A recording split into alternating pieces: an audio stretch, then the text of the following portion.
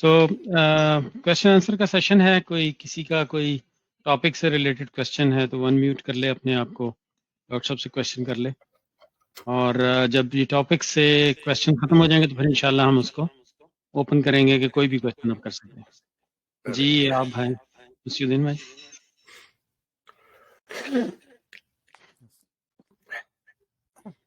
کوئی کوشچن ہے آپ کا؟ جی السلام علیکم. میرا وعلیکم کوشچن یہ ہے, یہ سورہ محمد کا اس کا پیریڈ کیا ہے, مطلب حضور صلی اللہ علیہ وسلم کے یعنی مدینے سے پہلے ہوا یا بعد میں؟ یہ مدنی صورت ہے.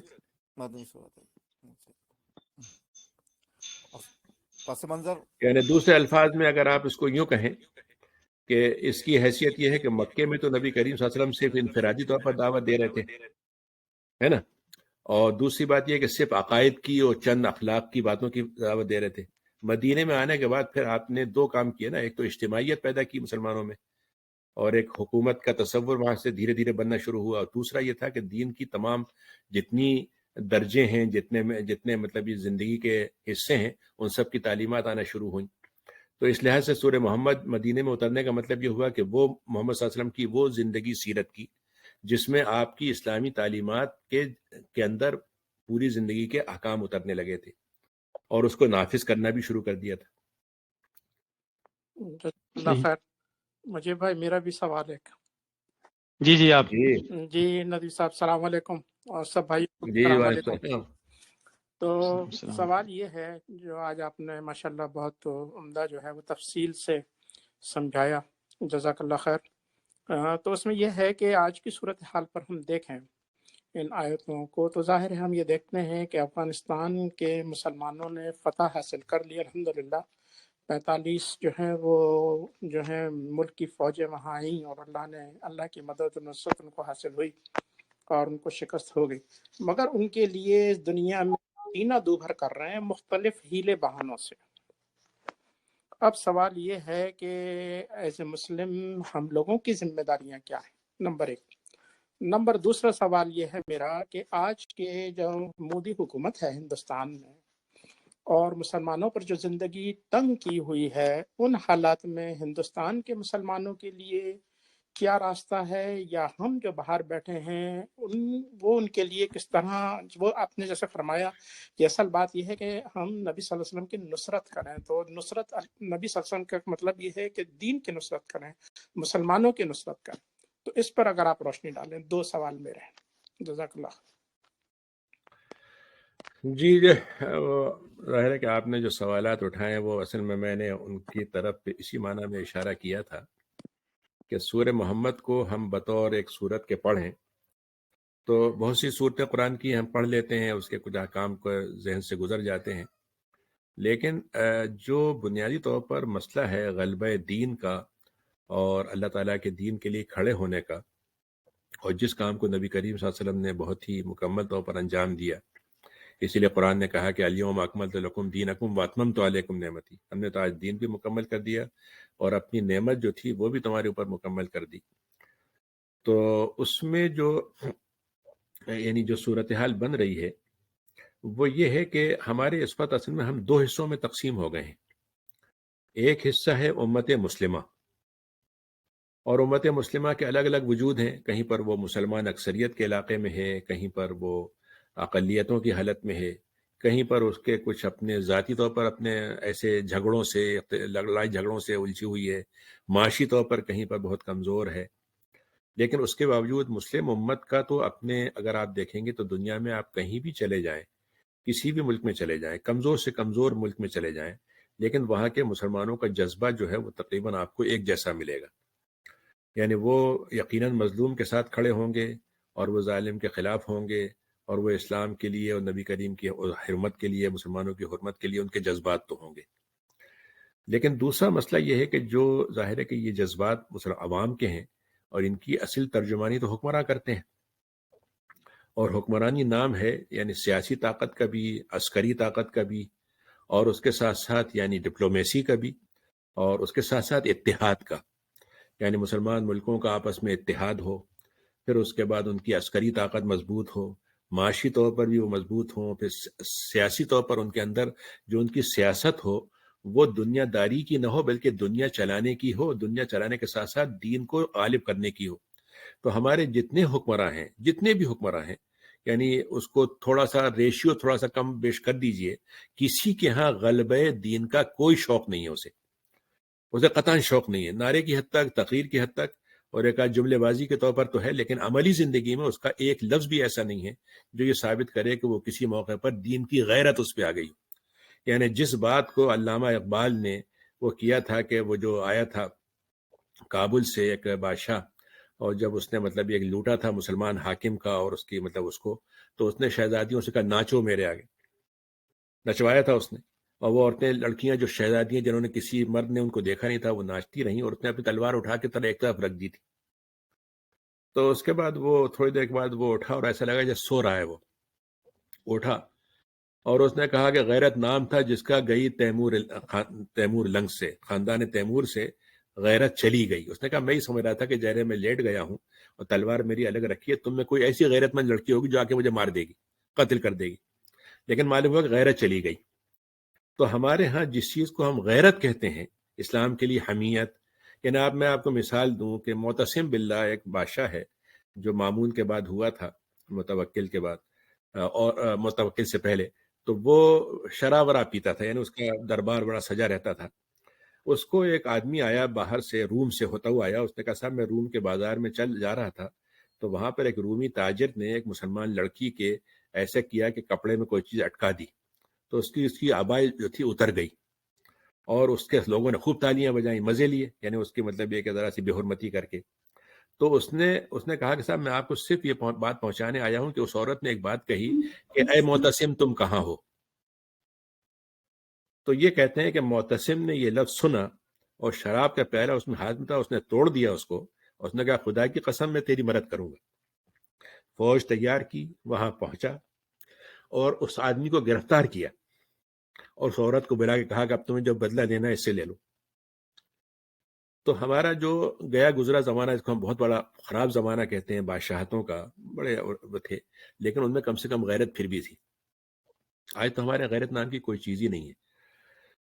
اسی کا نتیجہ جو بات آپ اس کے بارے میں کہہ رہے ہیں، دیکھیے اس میں افغانستان کے معاملے میں ہمارے ہاں جو مسلمانوں کی تاریخ رہی ہے ہمیشہ سے تاریخ ہے، اس میں کبھی 100% یہ آپ ثابت کر سکتے ہیں کہ مسلمان کبھی بھی عسکری طور پر شکست نہیں کھائی ہے۔ انہوں نے، مسلمانوں نے ہمیشہ شکست کھائی ہے سازشوں سے اور اندرونی میل جول سے، دشمنوں سے مل جائیں لوگ، ٹوٹ پھٹ جائیں، اندر سے سازشیں ہوں، اس کے بغیر مسلمان کبھی نہیں ہارے ہیں۔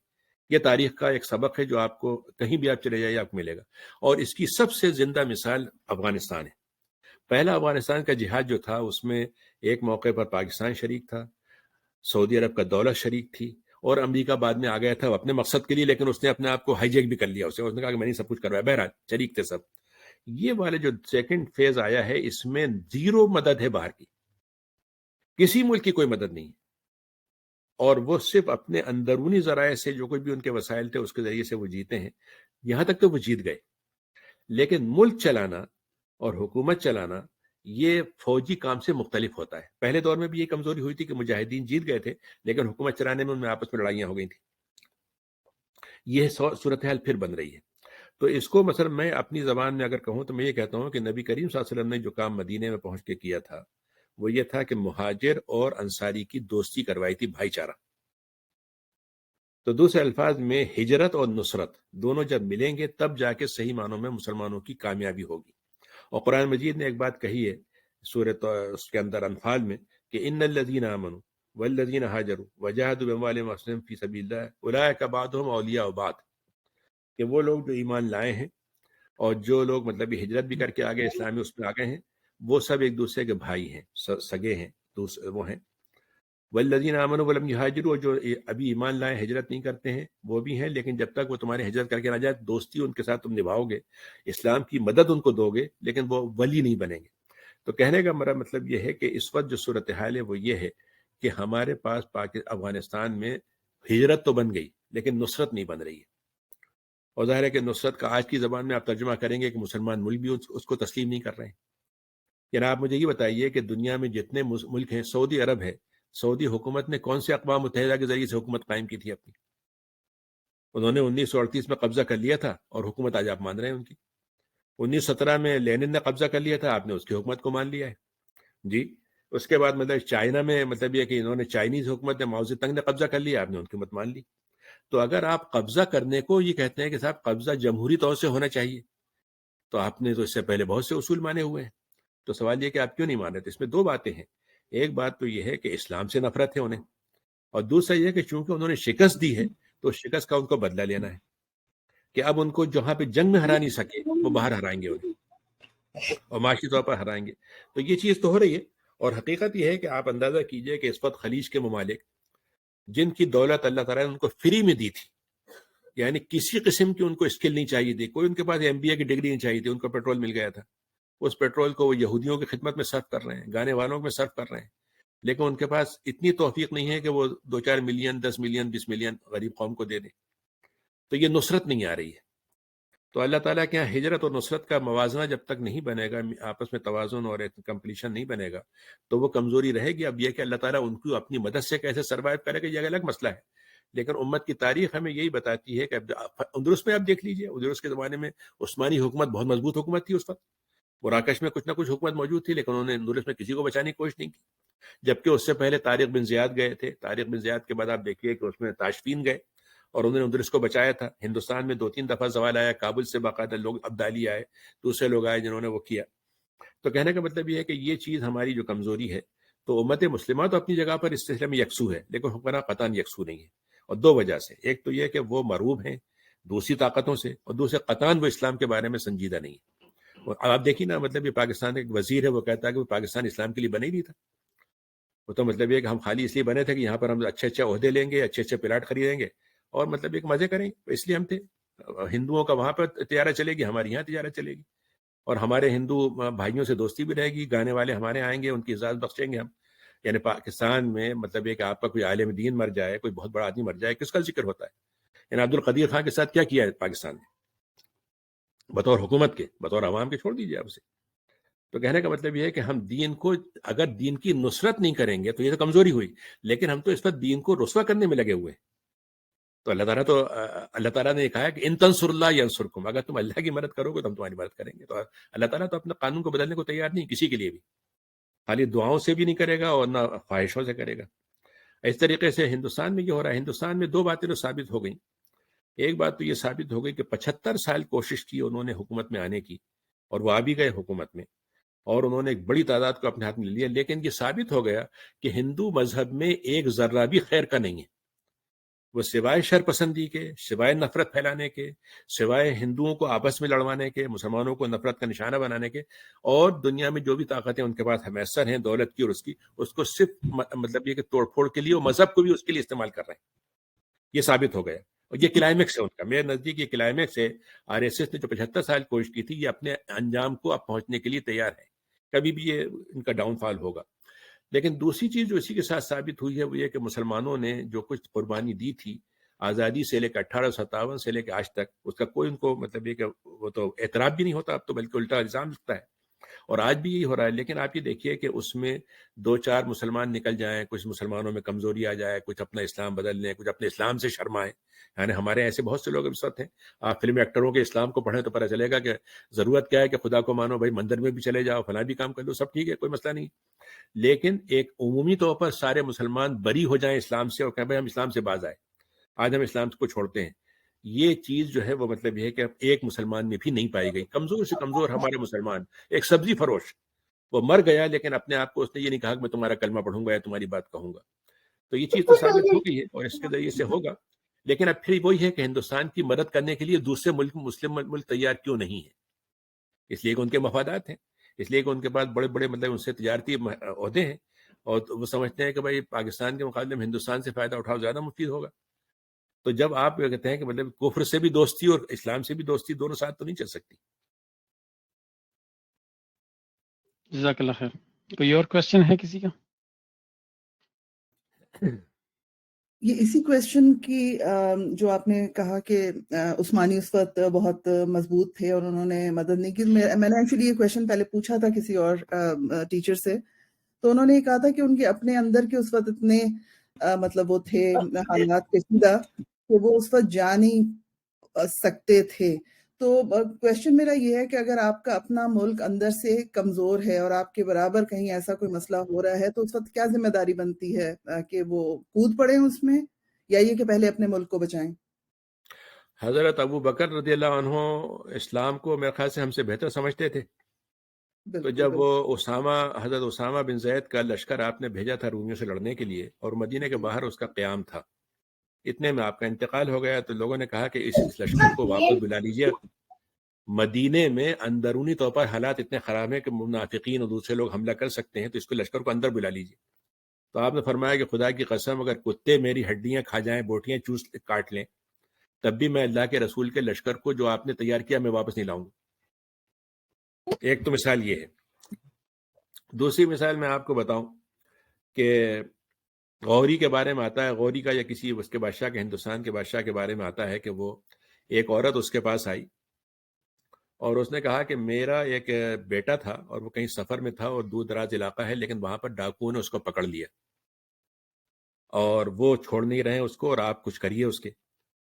تو غوری نے یہ کہا کہ وہ علاقہ جو ہے میری حدود حکومت میں تو ہے, لیکن وہاں پر میری کوئی مطلب یہ کہ ابھی فی الحال فوج وغیرہ وہاں نہیں ہے, یعنی جیسے کہی کہ میرے انتظام میں تو ہے لیکن میں وہاں تک کوئی ابھی کچھ کر نہیں سکتا.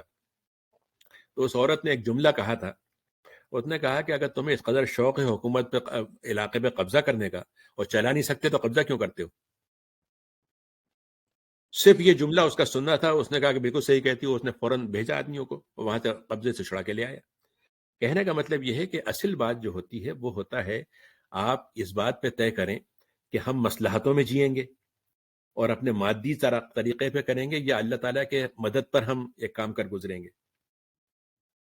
تو اگر آپ دیکھیں تو نبی کریم کی جتنی جنگیں ہیں اس کا ریشیو مدد کے لحاظ سے, مادی لحاظ سے قطعاً اس کا ریشیو نہیں بنتا, لیکن یہ کہ آپ نے کیا اور اس کے نتائج نکلے. تو میں یہ نہیں کہہ رہا, مطلب میں ان کو یہ نہیں کہہ رہا ہوں کہ وہ یقیناً انہوں نے اور مدد کی, مثلا جو لوگ بھاگ کے آئے تھے ان کو پناہ دی. آپ کو معلوم ہے کہ وہاں سے یہاں تک کہ جو یہودی بھاگے تھے ان کو بھی انہوں نے ترکی میں پناہ دی. اور یہاں پہ جو مطلب یہ کہ دونما کے نام سے جو یہودی مانے جاتے ہیں ان کی ابھی تک وہاں پہ تعداد موجود ہے, تو انہوں نے پناہ تو دی بہرحال کیا, لیکن میں سمجھتا ہوں کہ اگر وہ یہ کام کرتے تو اس سے بڑھ کر بھی نتائج نکالے جا سکتے تھے. ایسی بات نہیں. ڈاکٹر صاحب سوری جی نہیں آپ کریں, آپ نے کریں. یہ ابھی اس سے پہلے جو جنگ احد کے بارے میں بات ہو رہی تھی تو میں نے ایکچولی مس کیا تھوڑا سا, لیکن جو کان میں میرے پڑی وہ یہ کہ جو ذوالفقار ہے وہ اللہ نے فرشتوں کے ذریعے نیچے بھیجی تلوار, کچھ اس طرح کی کوئی بات ہے؟ پہلے میں نے نہیں سنی یہ بات جنگ احد میں.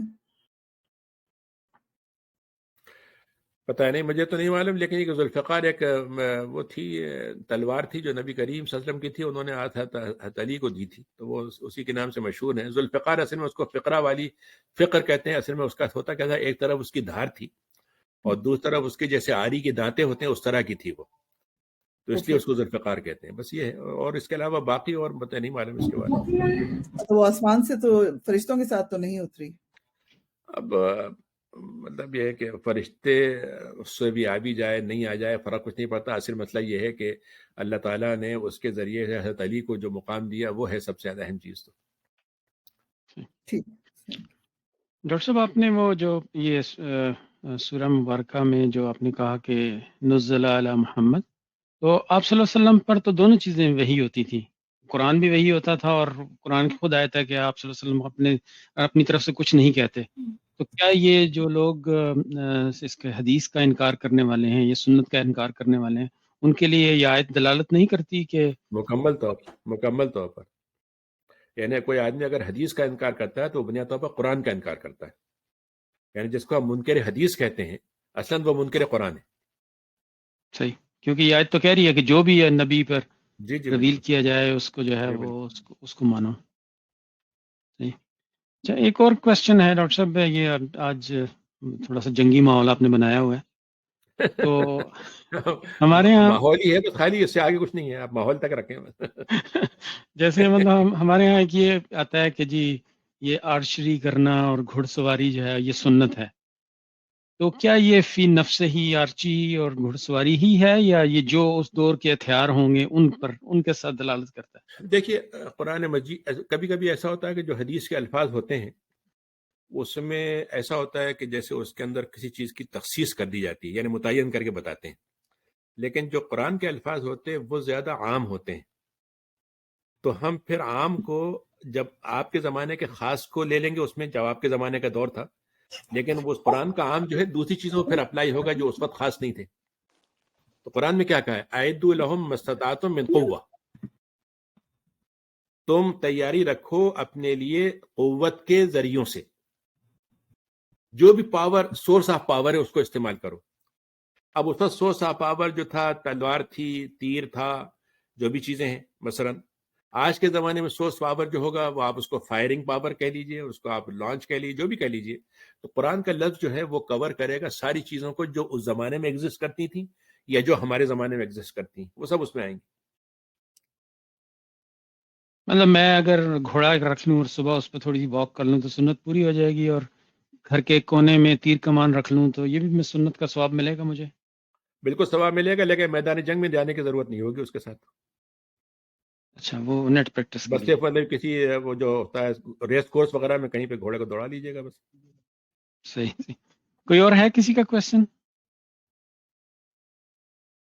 ڈاکٹر صاحب اس پہ بھی ذرا روشنی ڈالیں کہ یہ جو صورتوں کے نام ہیں یہ آپ صلی اللہ علیہ وسلم نے خود رکھے ہیں یا اللہ تبارک و تعالیٰ نے رکھے ہیں یا بعد کے اصحاب نے ان کو رکھا ہے؟